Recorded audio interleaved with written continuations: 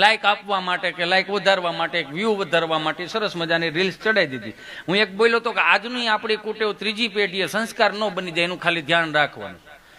માની લો કે અત્યારે રીલ્સ ચડાવી દીધી ને 80 વર્ષ 85 વર્ષે પછી કોઈ કુળમાં હારો દીકરો જન્મો, એની પાસે તો આપણી પેઢીઓના ફોટા છે, ઓરિજિનલ આઈડી છે, બહુ બધું છે આ દુનિયામાં. શીખવા જેવું છે ને જાણવા જેવું છે. માની લો કે 80-85 વર્ષે છોકરો આઈડી ખોલશે તો એને પગ હેઠે જમીન વી જાય. અરે મારા બા આવાય છે, પતલી કમરિયા દેખો, હાય હાય હાય, હે એને ધ્રાસકો પડી છે.